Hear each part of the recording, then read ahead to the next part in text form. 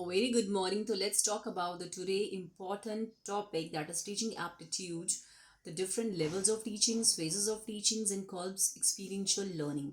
And these are the important keywords from these important topics because they are very important for the upcoming EMRS exams and other seated exams also. So these are the important levels, phases and codes का जो experiential learning है, हम सब के important keywords को discuss करने वाले हैं. And these keywords are very important because इन्हीं कीवर्ड से ही क्वेश्चंस फ्रेम होते हैं और यही क्वेश्चंस फिर उस हिसाब से एग्जाम में चाहे कोई भी क्वेश्चंस बनाए, लेकिन ये कीवर्ड्स अगर आपको पता होंगे तो you will be able to solve all the type of questions. The first one will discuss about the levels of teaching. जो लेवल्स ऑफ टीचिंग क्या क्या होती हैं उनको हम पढ़ते हैं. तो सबसे पहले सबसे नीचे 3 लेवल्स होते हैं टीचिंग के. तो सबसे जो निचली जो टीचिंग का लेवल होता है वो होता है मेमोरी लेवल. तो memory level, understanding level and reflective level, these are the, पहले आपको पता होना चाहिए कौन कौन से लेवल्स होते हैं टीचिंग के. तो 3 लेवल होते हैं: memory level, understanding level and reflective level. Memory level में बहुत जो इंपॉर्टेंट कीवर्ड्स हैं, किसने दिया था? ये हर्बर्ट ने दिया था. बहुत इंपॉर्टेंट, एक साइंटिस्ट का भी नाम कई बार पूछ लेता है एग्जामिनर कि बताइए मेमोरी लेवल किसने दिया था? हर्बर्ट ने दिया था. इसको कीवर्ड्स हैं लोएस्ट लेवल. मेमोरी लेवल को हम लोएस्ट लेवल कहते हैं क्योंकि यहाँ पे हमारी अपनी थिंकिंग का कोई यूज़ नहीं होता है. हम यहाँ अपने दिमाग का कोई इस्तेमाल नहीं करते हैं. हम अपनी इमेजिनेशन का यहाँ पे कोई यूज़ नहीं करते हैं. तो ये लोएस्ट लेवल है टीचिंग का, जिसमें क्या होता है? रोट मेमोराइजेशन होता है. जो टीचर हमारे सामने फैक्ट्स प्रेजेंट करता है, यहाँ पे फैक्ट्स की बात होती है. जो भी टीचर हमको बोलता है पढ़ने के लिए, हम उसको रटते हैं. जैसे कोई टीचर बोलता है ये फॉर्मूला लर्न करो, ये डेट लर्न करो, ये नाम लर्न करो, ये ऐसे लर्न करो. तो जो भी टीचर हमारे सामने फैक्ट्स रखता है, हम जब उसको लर्न करते हैं, उसको मतलब रटते हैं, तो वो होता है हमारा मेमोरी लेवल. तो इसका एग्जाम्पल क्या दे सकते हैं हम? जिसे हम लर्निंग करते हैं फॉर्मूले को, डेट्स को, नेम्स को. तो these comes inside this. these are the examples. तो इसके कीवर्ड्स क्या हैं? लोएस्ट लेवल, इसमें रोट मेमोराइजेशन कीवर्ड है, इसमें इन्फॉर्मेशन विदाउट डीप अंडरस्टैंडिंग. मतलब हम जो भी रट रहे हैं, हमारे टीचर हमारे सामने जो बोलता है हमें याद करने के लिए, हम वो याद करते हैं. जैसे वर्ड मीनिंग है, क्वेश्चन आंसर, लेकिन इसमें कोई हम अपने दिमाग का यूज़ नहीं करते हैं. तो क्या हो? थॉटलेस. इसको हम थॉटलेस भी कहते हैं. मेमोरी लेवल को हम, एक कीवर्ड इसका ये है थॉटलेस. तो इसको भी आपको, इस कीवर्ड को भी लर्न करना है. तो these are the important keywords related to the memory level. Now the second one is understanding level. Understanding level में कि जो कीवर्ड्स होते हैं, ये दिया था सबसे पहले मॉरिसन ने. तो हमको पता होना चाहिए किसने दिया था? मॉरिसन ने दिया था. अंडरस्टैंडिंग लेवल ऑफ कंसेप्ट्स, इसमें क्या होता है? कंसेप्ट्स हमारे दिमाग में बैठ जाते हैं, हम अंडरस्टैंड करते हैं, कंसेप्ट्स को समझते हैं, उनके बीच के relationship, these are the keywords. Show relationship, ये कंसेप्ट्स को समझने में और उनके बीच के क्या रिलेशनशिप है उसको दिखाने में मदद करता है अंडरस्टैंडिंग लेवल. ठीक है. तो ये लेस, मतलब ये जो थॉटलेस है वो तो ये लेस थॉटफुल है.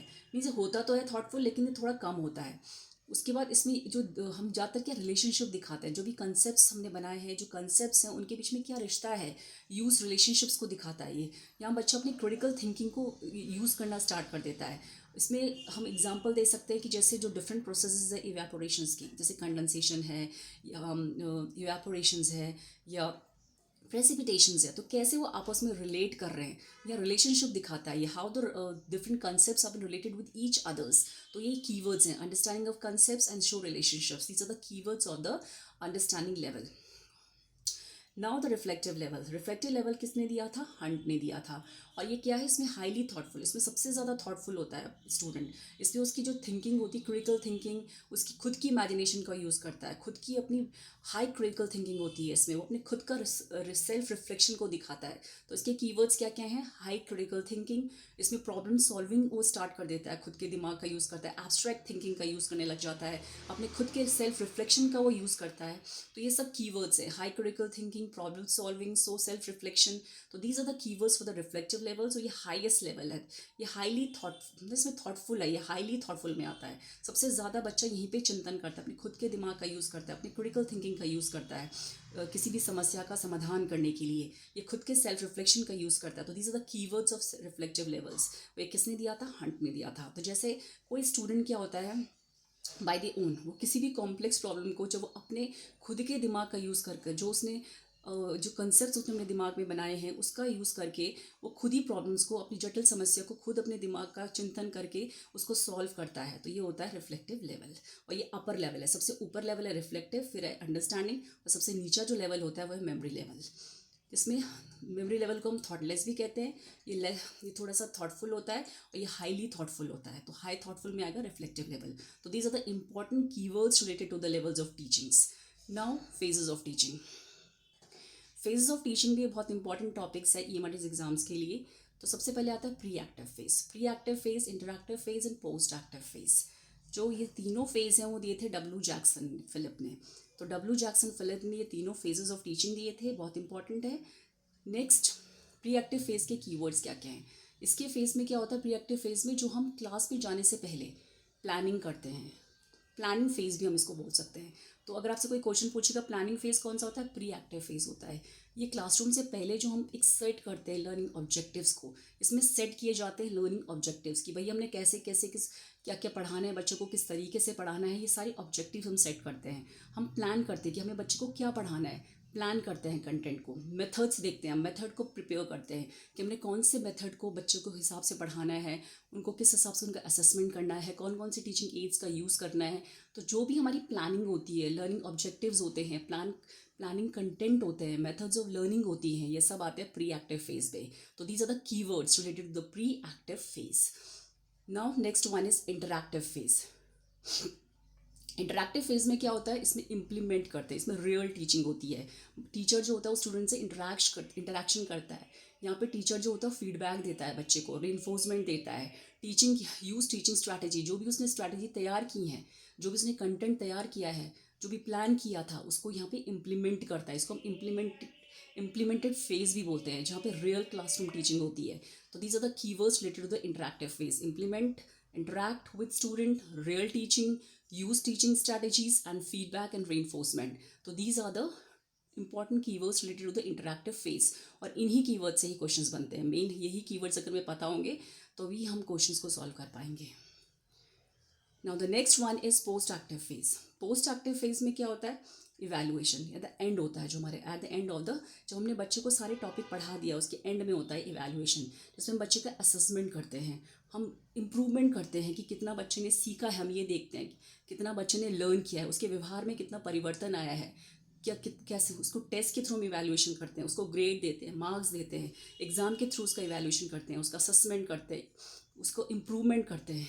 कैसे बच्चे ने, कितना बच्चे ने सीखा है, कितना उसने लर्न किया है, उसका इवैल्यूएशन, उसका असेसमेंट, उसका इम्प्रूवमेंट, उसने how much student have learned, grade करते हैं, उसको मार्क्स देते हैं। तो these are the post active phase. ये कब होता है, at the end. Interactive phase कब होता है, ड्यूरिंग द क्लासरूम, जब टीचर बच्चे को पढ़ा रही होती है, एक्टिव फेज।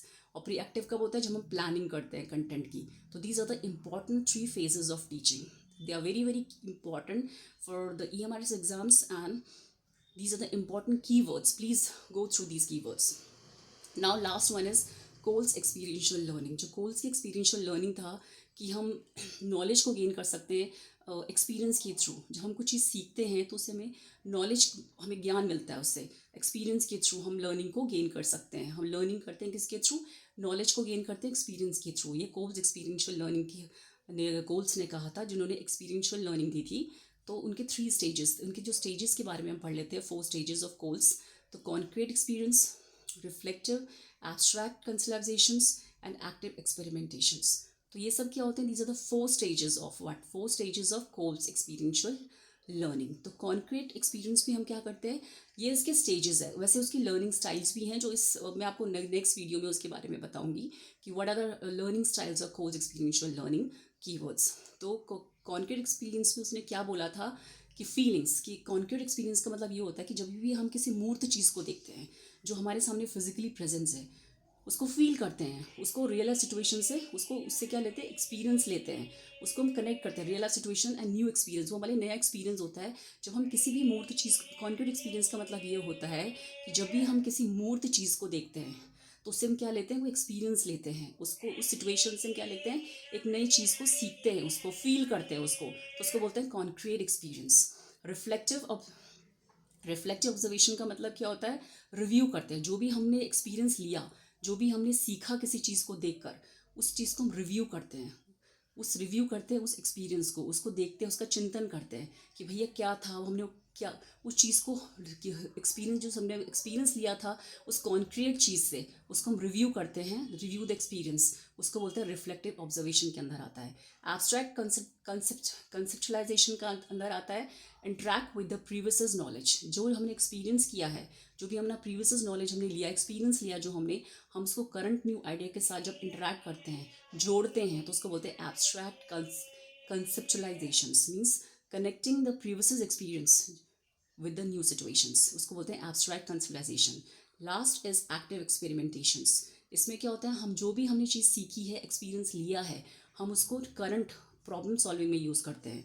जो करंट भी हमारी सिचुएशंस है या करंट जो हमारे सामने जो हमारी प्रॉब्लम है, हम उस प्रॉब्लम को सॉल्व करने के लिए जब हमने प्रीवियस एक्सपीरियंस का यूज़ करते हैं तो उसको बोलते हैं हम active experimentation. So these are the 4 stages of the Kolb's experiential learning. और इसके अंदर लर्निंग स्टाइल्स भी आती हैं, स्टेजेस हैं, इसके अंदर लर्निंग स्टाइल्स भी आती हैं, वो हम नेक्स्ट वीडियो में करेंगे. तो so these are the important keywords highlight. Thank you.